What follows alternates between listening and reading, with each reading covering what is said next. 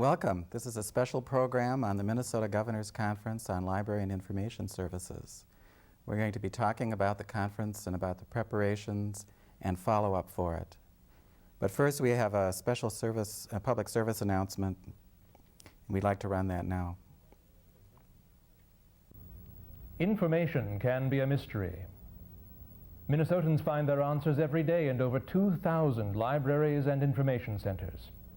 This fall, a governor's conference on library and information services will be held, and your ideas to improve these vital services are desired. Simply contact your local librarian or information specialist.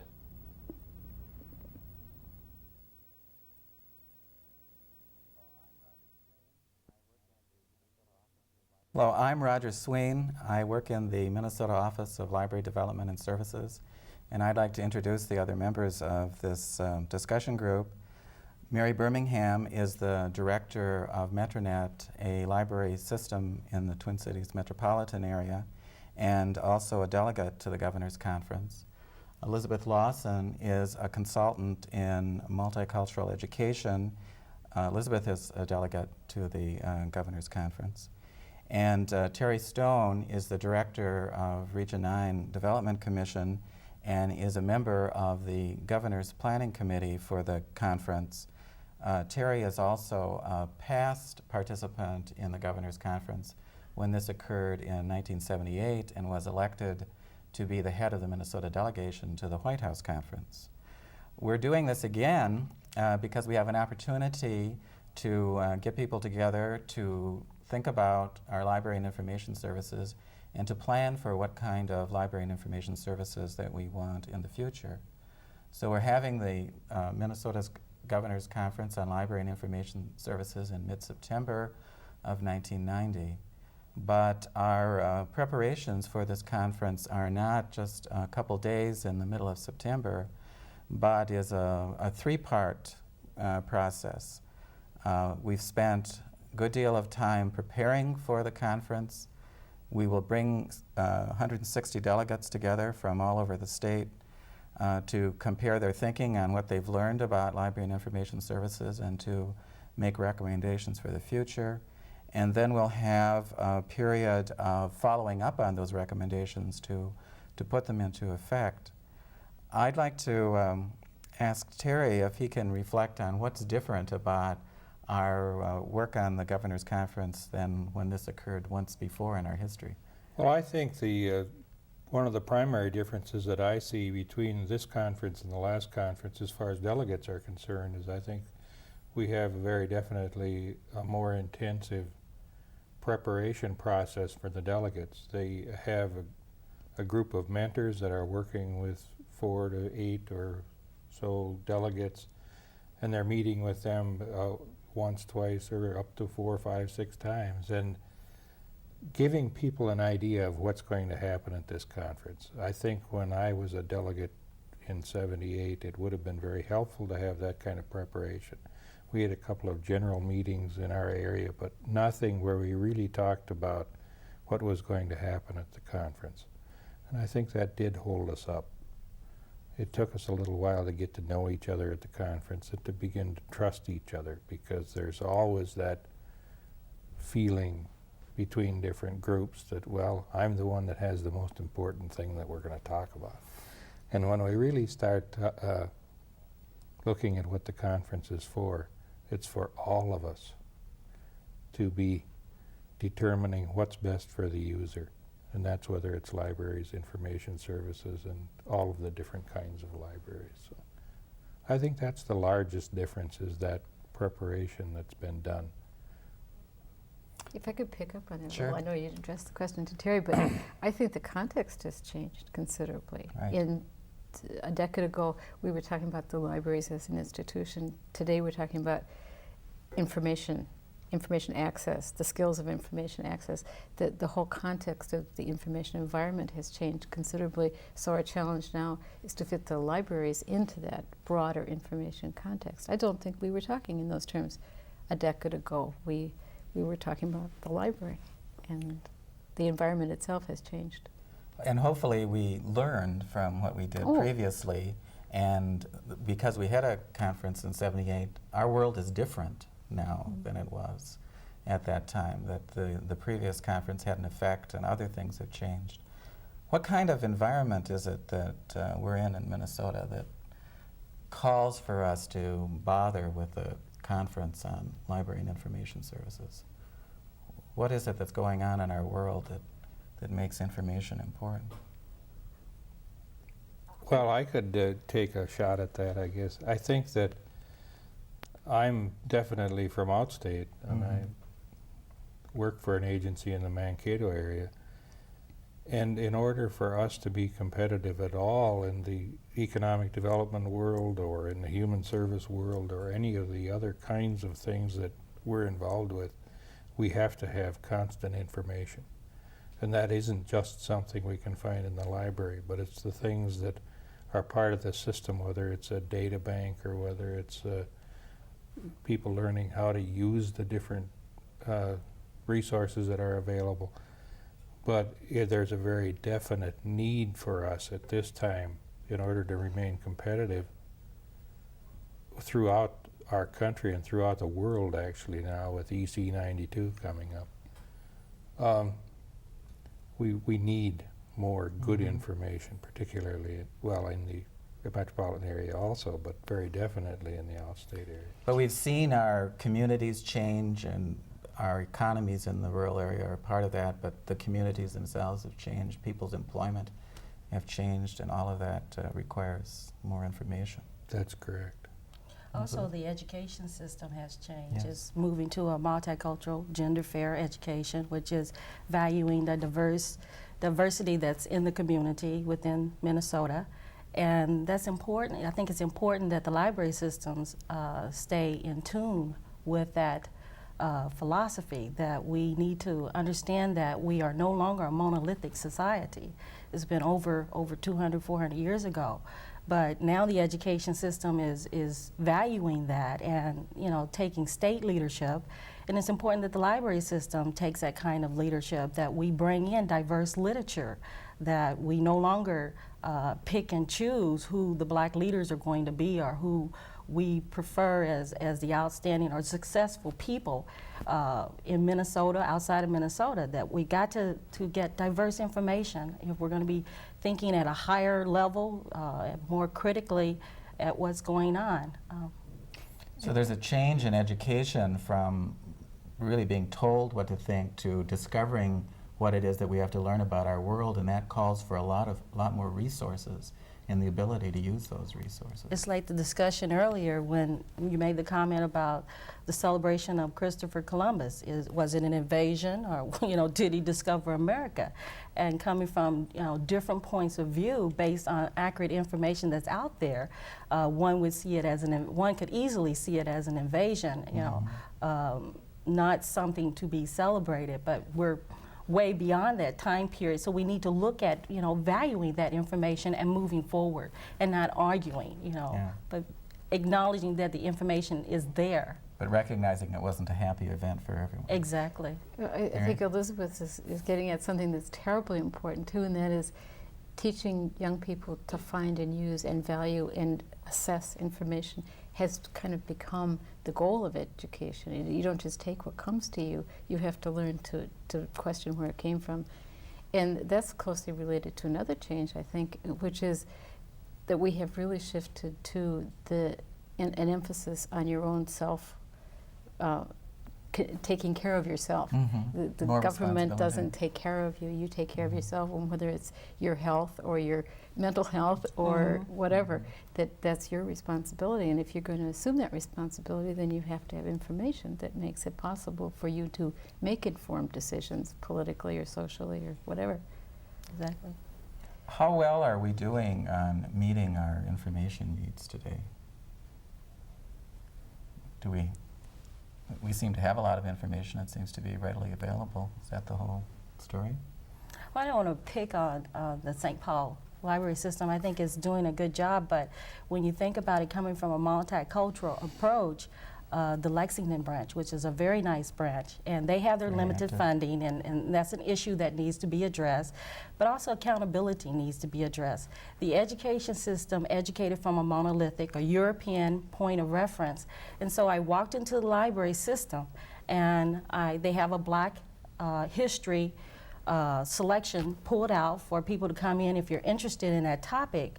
But it starts with Civil War. Now, an accurate viewpoint is that my culture didn't start once it came to the United States, that there's a history in Africa that I, as an individual, need to learn about, that the learners need to learn about, that Euro-American students need to learn about, that is all a part of the whole as far as what you're interacting with today, where the library system is limited in giving that accurate perception because it starts with pre-Civil War. So it's limiting.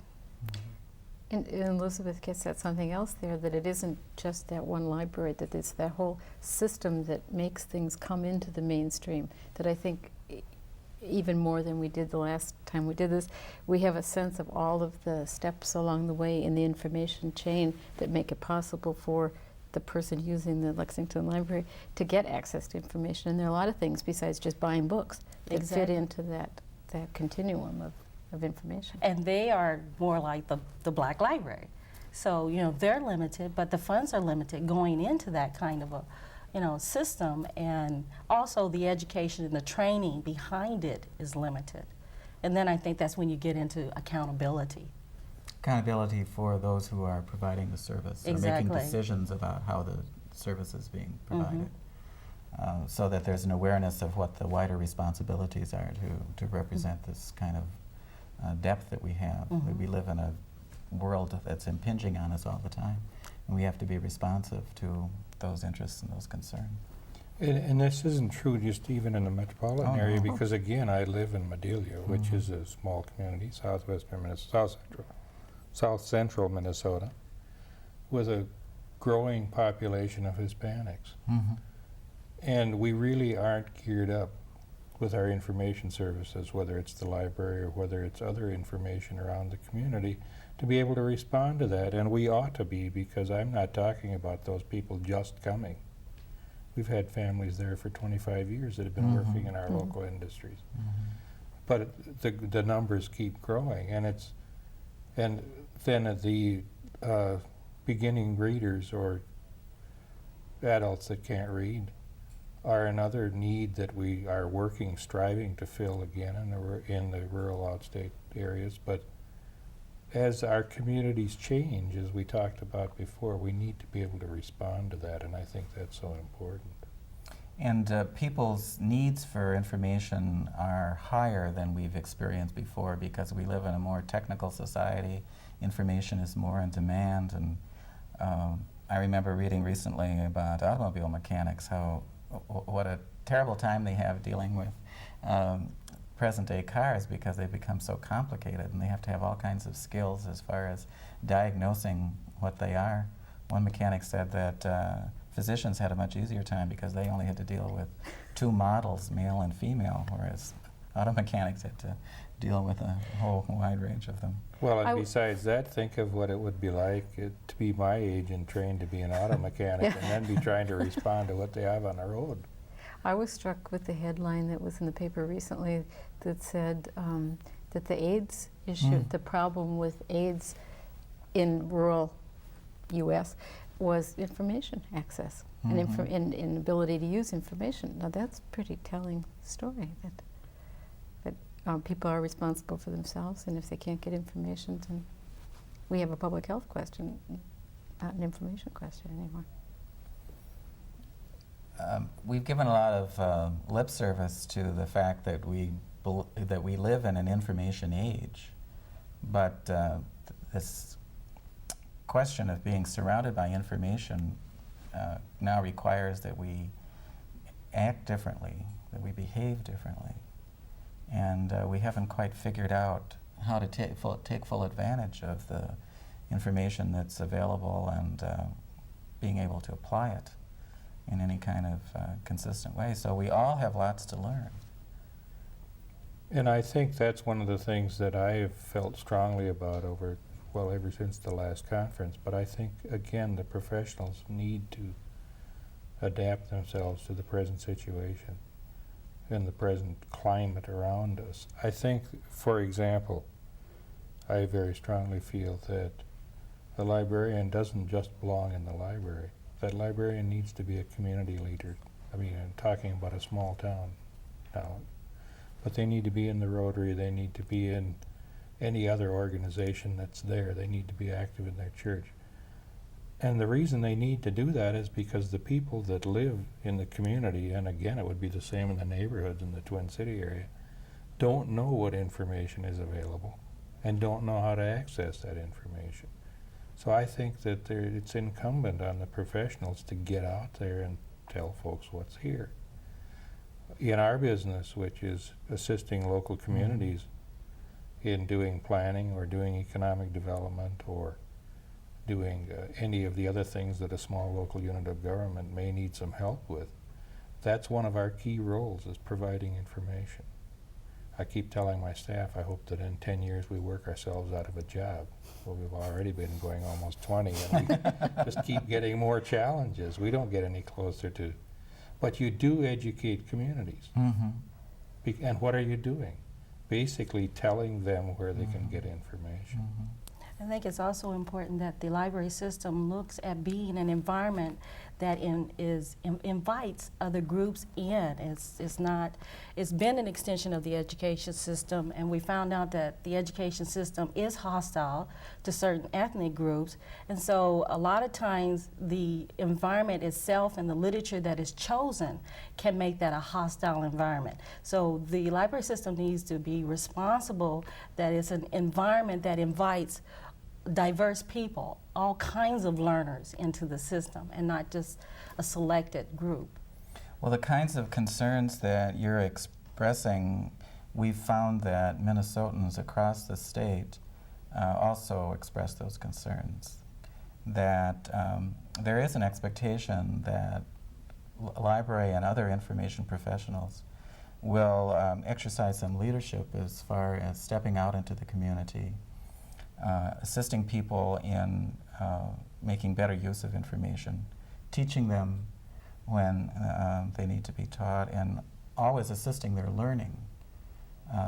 Not that everybody's going to be in school, but we all have to continue learning, and we have to find new ways to learn. And if librarians and other information professionals are going to respond to these expectations, then they not only have to be willing to step out and do these things, but they have to have the kind of support that makes that possible. We have increased expectations about what will happen in many of our small communities, but in a lot of those places, people are not as well staffed, not as numerously staffed as they are in more populous areas, and so something has to change in order to bring that about. Well, above all, we have to value the fact that people need and have access to information. Then once we give value to that, then we figure out how to make it happen. And I don't think it's an urban-rural question at all. In fact, I think information is one of the things that you can share across the board and access in different ways, and that everybody, it's one thing we can afford to share. It's hard to share limited resources like healthcare. It's easy to share information because it gets used and reused and so on. So we have to get away from that polarity of the urban-rural, and we have the coin of the realm to get away from that. But the first thing is to value it in the first place, and then value not only the data, but all the things that it takes to have access to that information. And that includes schooling, and it includes outreach, and it includes working with the media, and it includes going to the Rotary Club, and it includes a whole lot of points along the line that assure that, and it certainly includes building collections that address the particular needs of a community, whether that's Madelia or the Lexington branch of the St. Paul Public Library. Those are investments. Those are public investments. Excuse me, go ahead. That's another thing with this conference coming up, I think that will be helpful even in comparison to the last. I was an elected official at that time, but we didn't have a lot of elected officials. This time, basically, the people that are elected officials are responsible for the money end of Library and Information Service. 1/4 of the delegates will be in that category. And I think when we start talking about all of the additional things that we need to do, we very definitely need to be further educating our elected officials, city council or county commissioners, so that, or school board members, so that we get that that emphasis on information that we need to have to be able to cope in the world today.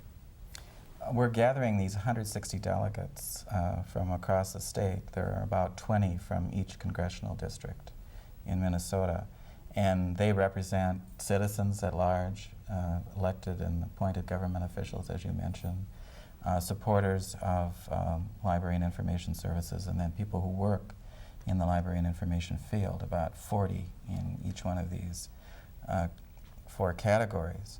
And the challenge to them are, what are the recommendations that they can make which will result in strengthened and improved library and information services?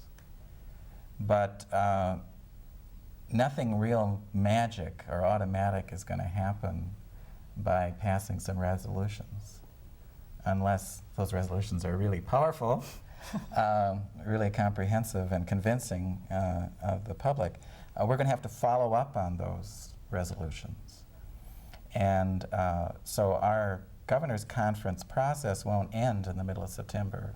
We're going to have another 1.5 years or so as we go about trying to implement the recommendations that the delegates make. We can, at this point, we can only speculate as to what some of those resolutions or recommendations can make. But you've already begun to talk about some of those things, about valuing information, about stepping out of being aware of the kind of world that we live in and the educational responsibilities that we need. What are we going to do as individuals in order to help make these things happen after the conference? Where are we going to spend our efforts to help bring them about? Well, I can answer from, this isn't as an individual, but as an organization. Our organization is considering, even as we speak, how to develop a strategic plan for incorporating the ideas that come out of the conference into our ongoing operations. And I anticipate, not 1.5 years, but I anticipate an ongoing process for assuring that the users of the service have a voice in the determination of what that service is. And I think that's going to take instituting some new kinds of mechanisms. We have public library boards now, but we need lots of other kinds of ways of making sure that the recipients or the non-recipients of the service have a voice in what's happening. So I'm hoping that will come out. I can't anticipate what our strategic plan will be, but I anticipate we'll be addressing the issues at least. I think one area that needs to be addressed is getting the diverse communities, the different ethnic groups, excuse me, involved in, seeing that that there is some accountability among the delegates, and then beyond that, that's to see with the state legislators, with whatever resolutions that come out of there, that the legislators are backing it, that get the community involved in, bringing about change, and that means not taking the traditional route of trying to reach other ethnic groups.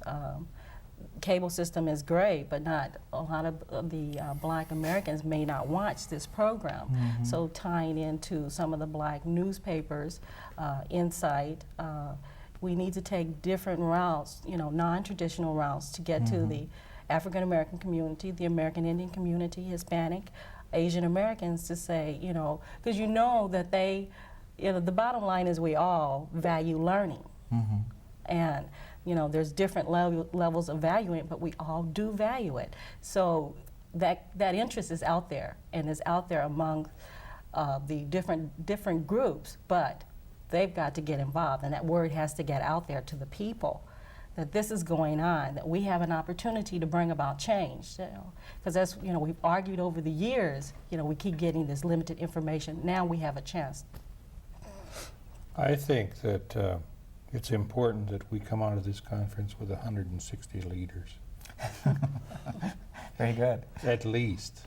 And each of us that are there, either in some other role and the observers, I think we need to go back to our own communities or our own areas of interest and very definitely try to open the discussion, just like the discussion that we're having here today, and start to talk about all the different sides of the issues so that people, again, educate themselves and become much more aware of what the real world is like, and then be able to respond to that, rather than just saying, well, now we've passed all these resolutions, and we understand that the delegates are going to carry those to Washington, and then some of the others that we like we'll take to the legislature. But rather than just having that happen, we need each of the people involved in this conference to go back to their own community and their own group to be able to show that leadership. I like to think that when we did this in 1978 and 79, we got the library people, the school and the public and the academic and the corporate and so on, librarians talking to each other. But now we're talking about getting that whole, talking with the broader community. They even con some of us into staying involved in libraries for Well, 10 years. right. I mean, I like your idea of 160 leaders, because one of the very wonderful things that happened in '78 was that we recruited fresh advocates for library and information services. You're a good And they're still fresh? example. We've used them for a long time, but now we need some we more. need new ones. We need new ones. And Give us so a you're in break. this for a period of time. But also, there are opportunities for a wider public to be involved. We have talked to a lot of people across Minnesota and in the metropolitan area, soliciting their experience with information and with their library needs. And everyone's very capable of knowing what those are. Those are real to them. And so we've gotten a lot of that. And that leads to advice on what we could do better as library and information providers. But it also leads to partnerships that we start working with communities that we've involved in this process or will involve in the future. And I would expect that this is possible anywhere in Minnesota, where people who are users of library and information services can start to get together with their providers and look at what issues are important for them and help to support the recommendations that come from the Governor's Conference. And that's what's going to take the time as far as following up. I want to thank you for your participation in this program and your continued participation in the Governor's Conference and the follow-up activities that come as we go about implementing the recommendations. And I urge the public to be involved as we go along the way of following up on the recommendations from the Governor's Conference. Thank you very much.